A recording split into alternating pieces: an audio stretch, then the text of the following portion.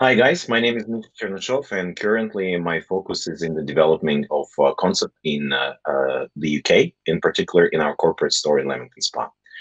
And today I want to share you some thoughts about how you can hack the research tools for building a long-lasting relationships with the customers. And I hope that this will be very useful for all these new countries which Ilya just presented and to our other startups. But a little bit of context of how did we actually started to think about hacking the research tools. We had few challenges, as you guys know, in the last year. The first one is to launch the first corporate store in the UK, the most competitive market in Europe in terms of pizza, in the fantastic city Leamington Spa. The second one is because of the lockdown, some of the team was not in the UK, not in Leamington, and we need to somehow, at the same time, start building understanding and long-lasting relationships between Dodo and the UK consumers. Why is it important? Well, I think Ilya had a great metaphor in his presentation regarding what we want from the franchise partners, that we're actually, it's like a marriage. And it's more or less the same from the brand perspective and marketing. What we want to our customers is not just to sell pizza, because it's really easy, especially for the first time. But we want to build like a marriage, like a long lasting relationship.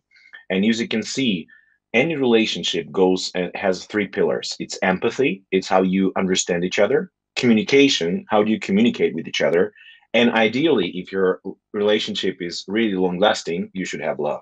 So we started to ask ourselves these really hard questions. How can you not only do the right research, but do it right and differently in the new reality, especially when not all of you can be physically in the city where you're launching? So the solution is try to reinvent and hack the tools that we already need. So now I'm going to walk you through 10 hacks which we built as the team in launching the Leamington Spa store and actually developing it. So the first one, and you guys know it, this is more about the qualitative customer research, meaning asking them the questions one by one and figure out what really interesting them. This is a simple tool where you can do that through chats and social media. And sometimes you can even automate it. There's, for example, there is a chatbot tool called ManyChats. And this bot can actually help you to pre-program the questions which your customers will answer to you. What is it useful for? It's really great for formulating hypotheses, for further validation in quantitative phase. And how did it help us? Well, we found a lot of interesting insights on local ingredients, on what is local trust means for the customers, and what toppings they're looking for. For example, we were really amazed that a lot of them asked for anchovies, and we put it as a hypothesis, and then we validated on the quantitative phase, and now we have it as the topic. Another hack, which is very interesting, is that you can do that face-to-face through Zoom or Skype or Google Hang, whatever you have. But the differences between the chat and face-to-face is the cultural thing. Now, in the UK, people sometimes have a really hard time to give you the bad feedback or negative feedback face-to-face. It's the cultural thing. So the chat thing is kind of making it anonymously and make it for the people much easier to give you the negative feedback, which we're actually looking for. But the beauty of this one is that you can see the genuine reaction from the customer. So now I will try to show you the clip and you can see what I'm talking about. So yeah, the dough is really crispy. Is it good? And I think you get that on the first like bite, which is good. Mm-hmm. Did you like that crispy bite? Yeah, I think that's important, you know. And like at the bottom as well, like the crispy bottom, which is good. I'm gonna try the other one.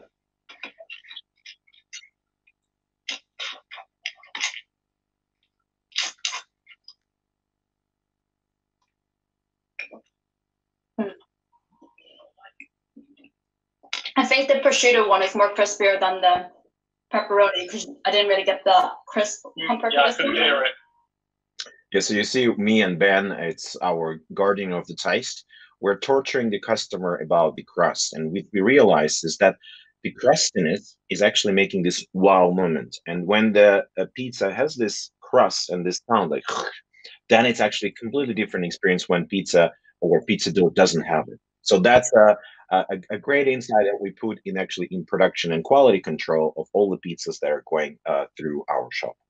Now, another interesting thing is that through this tool, you can actually dig out some insights which you might not even seen. So this is another example. Let's look at it.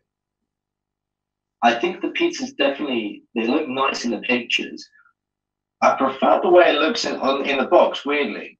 I don't know whether maybe it's because you get a few more of the imperfections, so like charring on the crust. But I don't know how that would look in a picture, you know. I would say just because I take pictures of a lot of food, and in just especially the one Ben's got, the prosciutto one, it looks. I know they're real because I saw you taking the pictures on Instagram, but they look fake, and I think they've been like over edited. If that makes sense, like absolutely, Kat. No, I absolutely hear what you're saying. Yeah, it just looks a little. And I'm sorry. I'm sorry. No, So this is Kat, and she's actually a food blogger and food photographer, and her boyfriend. What they've seen is that our pictures that we use on the site or on our social media, they're overexposed. They are too bright. And for British customer, this is actually a signal that it's fake, that it's not real.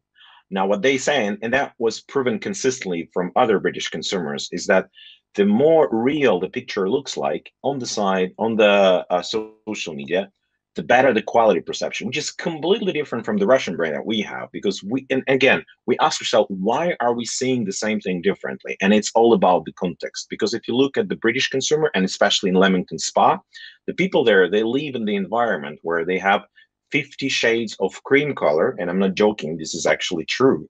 And that's why they really appreciate the small nuances of how the picture looks like. And we put this insight in the production and in how we do the social media. And later we're going to put this into reshooting of our pizzas to make them looking more real and more quality.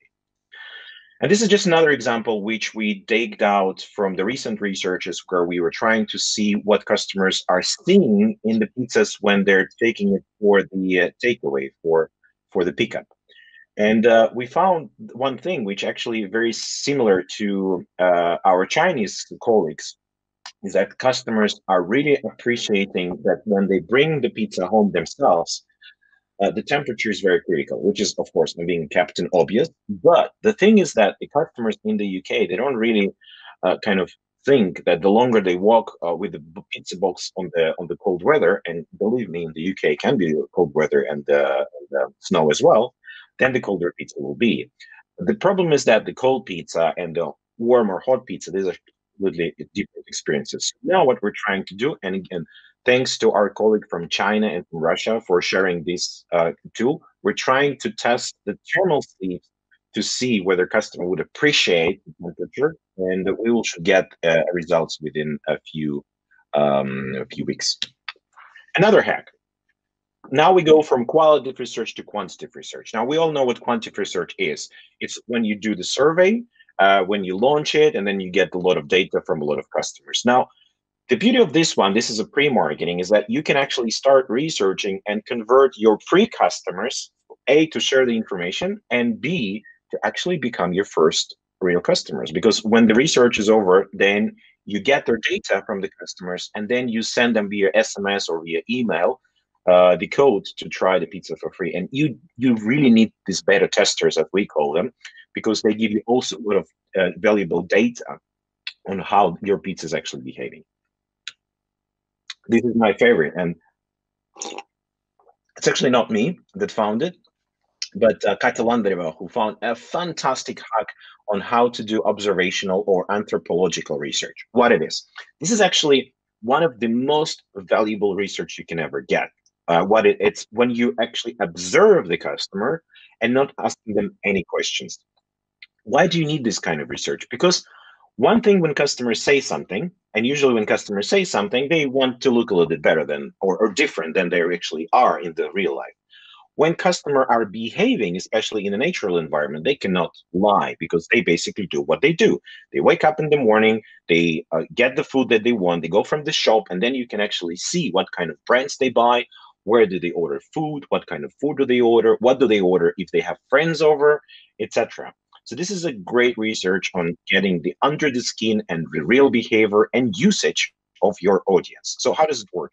Book Airbnb in the city or country you're going to, and then live with the owner and family, and then observe and at least live there for a week. And usually by the end of the week, you have a good kind of relationship. You can open up your card and say, look, I'm launching a pizza store. Can I actually ask you for the pizza? And then you do the real customer development as in the previous researches. This one is pretty hard, but it's also very valuable in case you have a goal like we had to adjust the brand to the local market. Now, semiotic, it's the science about the symbols. It's the science about the signs. And in every culture, there's a different interpretation of different signs. For example, we were trying to understand what does the trust and openness means for the British consumer. And to do that, you actually need to, stage one, find how these keywords are reflected in the mass culture in the UK. So find like the movies or the books or anything that reflects the openness and challenge there. Then interview the Brits, try to understand how they actually perceive the trust, and then validate it. What is it for? It's to get the understanding of how the British consumer are actually interpreting our brand key values and how we should adjust our brand. And here you can see how we taped out the brand from the Brits. This is also one of my favorite ones because it's really easy to do and it helps you to get the understanding of the total addressable market, meaning how much money there is on the town or the city, and to get understanding of your share of the wallet or share of the market. And what I love is that our operational team is now having as a habit, and once a few weeks they executing. So how does it work? At the end of the day, and usually pick up like a peak day, Friday or Saturday, you go to the competitor and get the check. Now, what you're interested is in the check number. Usually, most of the competitors, they have the check number 1 in the morning and then check number X at the evening. So what you need is you need to get this X, and then you can calculate, knowing the average check, which is more or less the same on the market, you can calculate the revenue. Now, knowing the different ratios between the different days, you can calculate the weekly revenue, the monthly revenue, so on, etc. Some competitors, they don't have the 0 checks in the morning. They have some funky numbers. Now, if that's the case, then you need to do the 2 buys. You need to buy one, make one order in the morning and get the check number, and one in the evening, and then just do this minus this, and then you get the number of checks per day. Hack number 7, how you can launch RN Digital without having RN Digital. Now, I'm a huge fan of RN Digital as the methodology and as the tool, but unfortunately, not all the countries will get it during the launch. But the good thing is that you can do the same. So how? Take SurveyMonkey, take a survey from RN Digital methodology, get your clients that made a purchase this day, or actually, ideally, usually within 6 hours, and send them SMS with the link in the survey. And then it takes us around week and a half to get 100 respondent data, and 100 is usually a valid number. And then you can do the same insights to understand how to improve the product, your menu, etc. Like, for example, here we see that 33% of the customers are actually willing to have an option to create your own pizza. And we looked at the Romanian guys that launched this one, I think like a month ago. And last week we launched our Create Your Own Pizza in Leamington, and it's performing pretty promising. So hopefully we will extend that experience to all the customers soon. Hack number 8, cost dev your digital products. Now, this is, I think, sounds obvious, but you can also do that distantly. You can also do that via Skype or Zoom or whatever, by actually splitting the customer flow and get the feedback on each stage. Now, for example, in this particular case, what we've done is that we look that the onboarding, the first screen is really important for the UK consumer because he really needs to understand at the first stage, what is he doing? Either it's delivery or pickup. We don't have restaurant in our concept in Leamington, so it's basically deliver or take away. And also the postcode is the most important attribute for the address in the UK. So this is also the insight we got. Hack number 9, there's a lot of information already available in the market, and especially if the market is advanced. It's just a matter of digging out the right questions to the Google. Like, for example, this one, we found out from Deloitte, a great research which showed a great trends on the delivery market. And also, if you have aggregators or you have public companies like competitors, like we have, for example, in the UK, then they have to publish their reports. So just dig out the reports, get the insights, share it with the team. Now, this one is my favorite because it's really simple. It takes you like 2 minutes to do, but it gives a lot of valuable data on the location that you're choosing. How do? You go to the Facebook ad cabinet, and you put the radius that you're targeting for the delivery, and then you get on the right the potential reach for your customers. So this is a great simple tool of actually defining the market potential in terms of the audience you are going to deliver. And this is my final hack. If you have a chance, find a partner passionate as you are to help you grow in the research area, both in the methodology, etc. Now, we were extremely lucky to find a great Russian startup which actually doing research in the UK market. The guy's names are UXSR, and what they're delivering to us a great improvement on the better methodology of how to ask the question to get the new hacks and actually supporting us in doing the interviews and in supporting us in doing the quantitative surveys. So the final question is, well, we want to build a customer relations. How does it show? What does it bring to the business? Now, of course, it's not only the research that brings the results to business. It's a combination of everything, the product, the operation, the marketing, everything. But what we see now is that the return rate of the old clients, like if you look at the last week of February, it's the number, this green line, the number of old clients actually exceeded the number of new clients, which is a good sign that customers are sticking to us. Another very important metric for us is the percentage of positive feedback we get in social media and in our app.